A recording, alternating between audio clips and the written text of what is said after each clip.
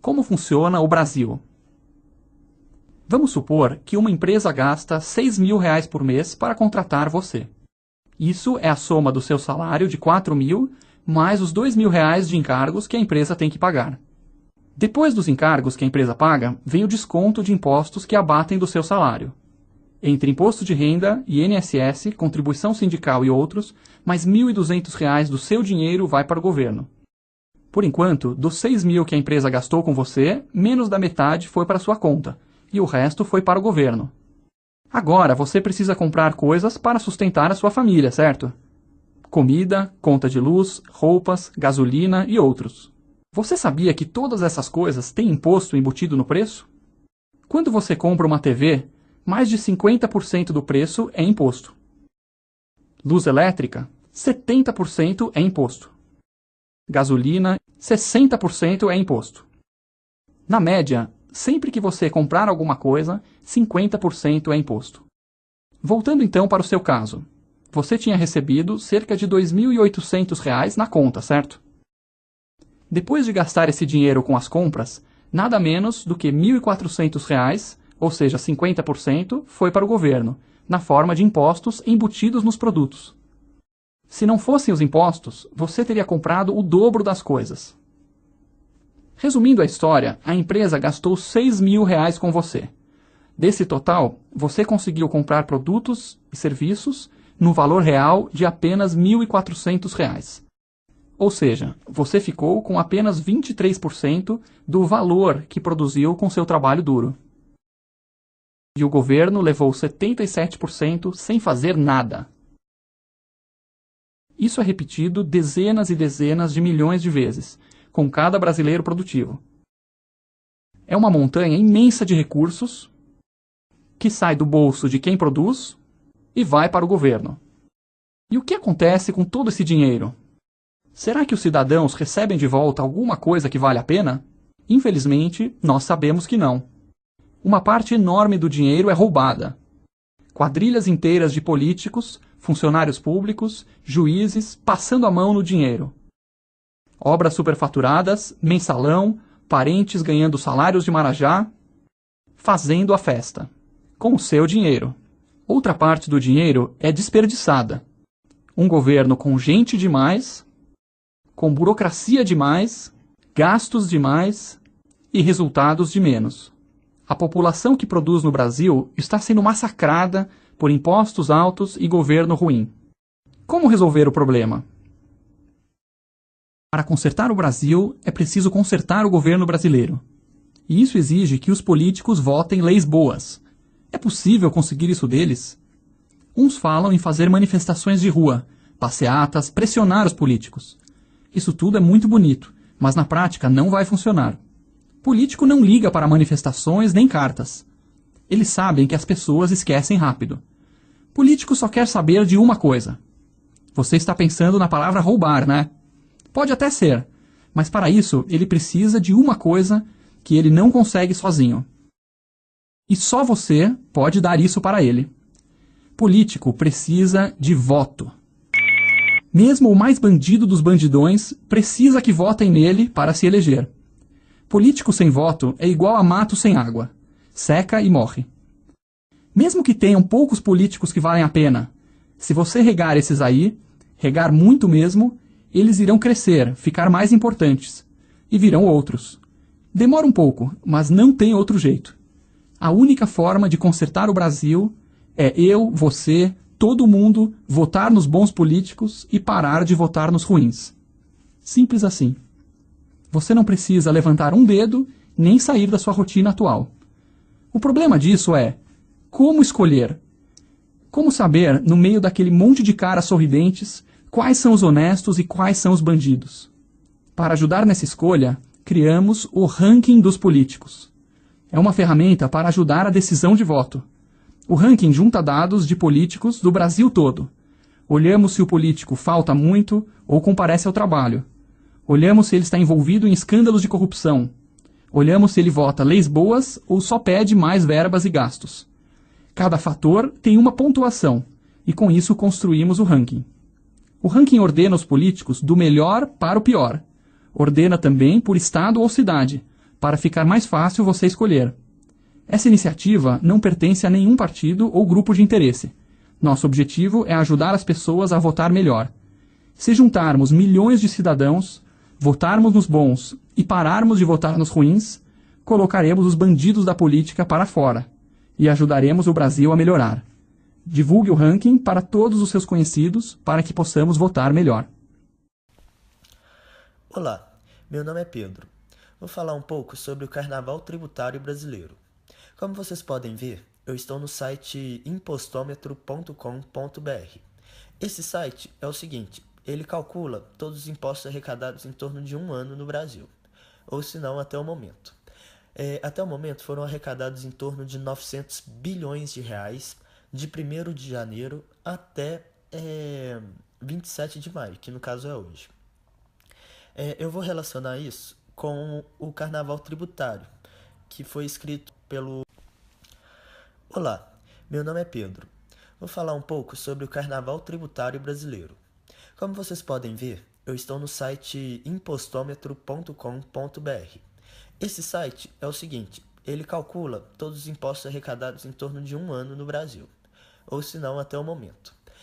Até o momento foram arrecadados em torno de 900 bilhões de reais, de 1º de janeiro até 27 de maio, que no caso é hoje. Eu vou relacionar isso com o Carnaval Tributário, que foi escrito pelo tributarista Alfredo Augusto Becker, que ele classifica o nosso sistema tributário como uma simples festa. Por quê? Porque o nosso governo cobra tanto imposto da população brasileira que a população brasileira simplesmente não sabe o que está sendo cobrado. São tantos impostos que a população brasileira não tem noção do que ela paga. E isso, para ele, é uma simples forma de carnaval ou bagunça, como ele disse. Ele fala também que se a nossa política fosse um bloco carnavalesco, chamaria Unidos da Vila Federal, que sairia assim: o presidente da República... Estou aqui no meu gabinete, na Câmara Municipal de Santa Varginha, com o Dr. Cláudio, especialista na área tributária, ministrando o trabalho do Flávio, professor da Faculdade Pará de Minas. Vou fazer algumas perguntas para ele a respeito da tributação. Como você classifica o sistema tributário brasileiro? O sistema tributário brasileiro hoje é considerado um dos sistemas mais complexos do mundo, por vários motivos. Pela regra de tributação, pelo exagero da tributação e pela forma de divisão dos tributos. Nós temos hoje uma carga tributária que dificilmente o cidadão consegue suportar. Nós temos a distribuição desses tributos de forma extremamente errada.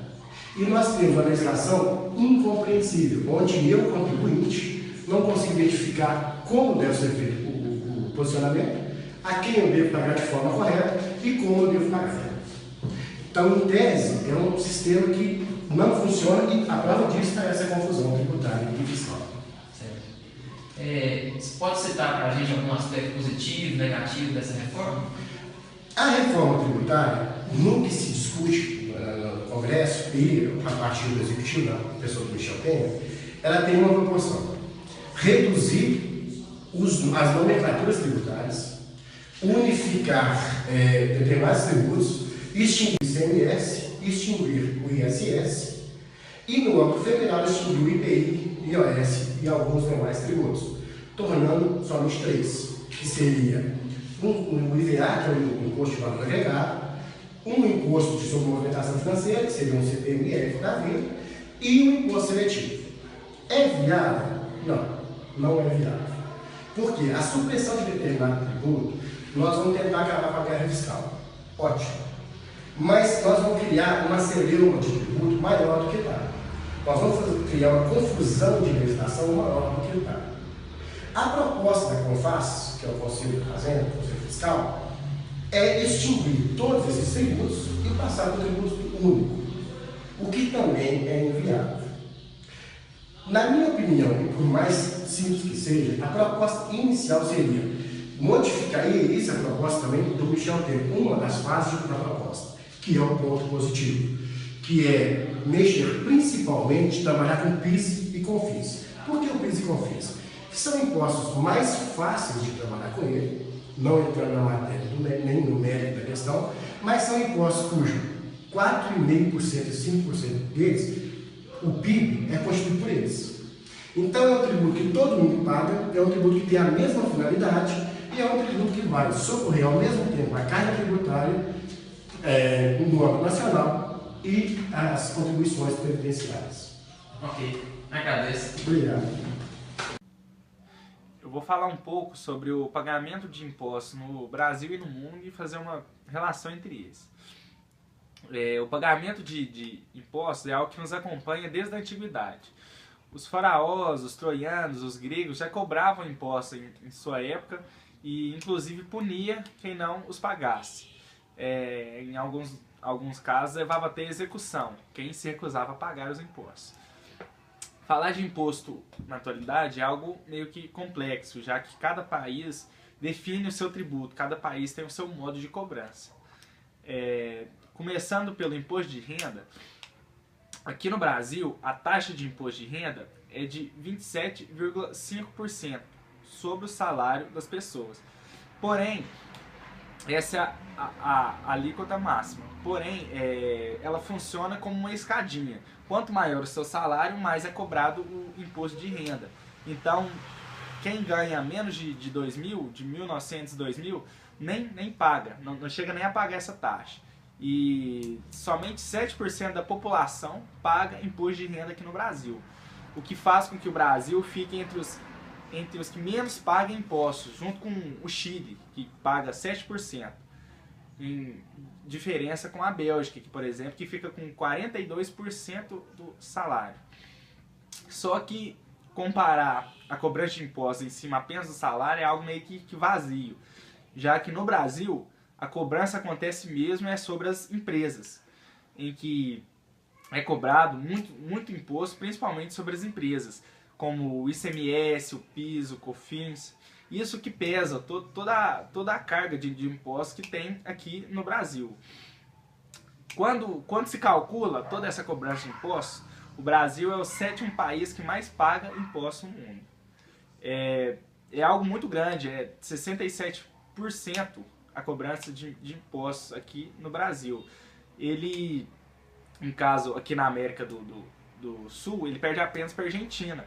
É uma média muito grande, a média de 69% que é feita de impostos, ela é maior do que a média de todos os países aqui da América do Sul e chega perto da média da França. A média da França é menor, é 67%, porém a França é um país europeu, um país com uma boa estrutura. Além de toda essa cobrança feita em cima das empresas, é feito um trabalho muito grande para calcular que vai pagar todas essas taxas.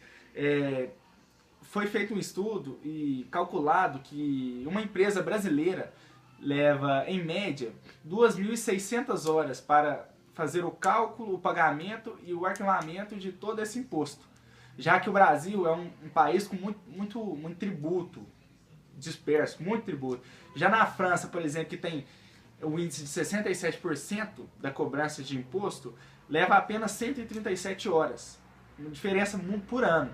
Uma diferença muito grande. Isso mostra o quanto o Brasil é burocrático quando se trata de cobranças de impostos. O Bahrein, por outro lado, o Bahrein, além de ter uma cobrança muito pequena de impostos, gasta muito pouco tempo para que haja todo esse processo de pagamento, cálculo e arquivamento. Ele tem uma cobrança de 13,5% e leva apenas 60 horas por ano para que faça esse processo. Serve é um modelo ideal para se seguir, né, para os outros países. Para fazer uma comparação não muito eficaz sobre o pagamento, qual país tem um imposto maior, pega-se o imposto de renda que uma pessoa física paga com todos os impostos pagos pela empresa e divide pelo PIB, que é o Produto Interno Bruto. Tem-se aí a média de quanto o país paga de imposto. O Brasil paga 14%. Essa é a média mundial. Muitos países estão nessa média de 14%. Muitos países de primeiro mundo, inclusive, estão nessa média de 14%. Mas nós sabemos que, na prática, isso é um pouco vago, já que os outros países têm grandes escolas, grandes hospitais, tem lugares que são investidos o dinheiro. Aqui no Brasil, a nossa educação é precária, a saúde também é muito ruim. É aí, no meu ponto de vista, que o Brasil deixa a desejar. Acho que o pior não é a cobrança de impostos. O Brasil está na média em questão de cobrança de impostos. O pior é a sensação que o trabalhador tem de que seus impostos estão indo para o bolso dos políticos e não tem nenhum retorno. A gente paga imposto para ter uma escola ruim, para ter um hospital ruim, o que não acontece na Europa. Lá na Europa eles têm o retorno deles, as melhores universidades, os melhores hospitais estão lá. E para mim o que mais implica as pessoas no pagamento de imposto seja isso. Já que o Brasil está na média, o que deve ser pensado talvez não seja a reforma. Pode ser que a reforma tenha um erro ou outro, algo para se mudar. Mas o pior talvez não seja isso. O pior talvez não, com certeza, é o encaminhamento desse pagamento dos impostos. Olá, eu vou tentar agora fazer uma breve relação dos tributos cobrados no Brasil com a era medieval. Como sabemos, na era medieval havia uma grande cobrança de impostos. Muitos impostos a população não sabia para que servia. Aqui no Brasil também temos vários impostos que não sabemos o destinatário deles. São impostos como PIS, CONFINS, IPVA, IPTU, INSS, ISS, entre outras taxas. Na Idade Média, tivemos também vários impostos cobrados pelo governante para a população mais pobre. Esses impostos, de certa forma, não eram revertidos para a população, e sim para os bens pessoais do governante, uma certa forma de patrimonialismo. Aqui no Brasil, temos certos políticos, não generalizando todos, que usam, de certa forma, o patrimonialismo. Eles pegam o dinheiro da população e fazem desse dinheiro para os bens pessoais deles. De certa forma, um patrimonialismo da era do século XXI. E aí galera, estamos aqui em Pará de Minas com o empresário Gilson Alves da Silva, proprietário da empresa Digital Mix, e em desenvolvimento ao nosso trabalho, na conclusão dele também, a gente vai fazer uma pequena entrevista com ele e ele vai nos mostrar o quão difícil é empreender no Brasil devido aos impostos. Gil, você poderia falar um pouquinho pra gente da dificuldade de empreender hoje no Brasil? Boa tarde, Moisés. Bom, já com a falta de dinheiro no mercado, né, de circulação, já é difícil. Ainda com esses aumentos de impostos, cada dia está aparecendo um imposto diferente. E já os existentes estão só aumentando. A diferença de alíquota de estado para estado, o ICMS sobre qualquer coisa. Então, assim, a tributação municipal é muita carga para o comerciante, para a pessoa que está empreendendo, né? Principalmente os pequenos, que não tem seu imóvel próprio, tem que pagar os absurdos aluguéis, né? Então, assim, são dificuldades muito grandes, e sem contar que a proteção do governo sobre os empregados, parece que vale mais os direitos do empregado do que do empregador. E é isso aí, muito impostos, né? O ICMS muito alto, parece que o governo queira descontar no pequeno empresário. Bom, Gilson, a gente está sempre, todos os anos aí, as propostas, né, de uma reforma tributária. Eu gostaria de falar o que você acha que isso significaria, até que ponto isso chegaria a você como para o empresário. Como bom seria? O Brasil tinha que se organizar melhor, né? Fazer uma política econômica mais sólida, porque cada dia uma coisa diferente, cada dia uma punhalada nas costas, assim, né? Igual essa briga política que está tendo lá no governo, nós estamos acompanhando agora, essa crise, né, política. Então isso influencia muito no mercado, principalmente no mercado assim, menor, né? Você depende muito da circulação do dinheiro e parece que não está tendo a circulação, né? O dinheiro sumiu pelo ralo, né? Parece que o governo anterior fez um milagre com ele e sumiu ele. Então, assim, ironicamente brincando, né? Mas é o que a gente está vendo ainda passando na mídia, né? Mas é isso mesmo, Moisés. O dinheiro sumiu de circulação, fica mais difícil. E o governo tenta descontar, ainda volta a bater até descontar nos impostos. Ok, Gilson, muito obrigado pela entrevista. Por nada. Um abraço. We look for love, no time for tears. Wasted water's all that is, and it don't make no flowers grow. Good things might come to those who wait, not for those who wait too late. We gotta go for all we know. Just the two of us. We can make it if we try, just the two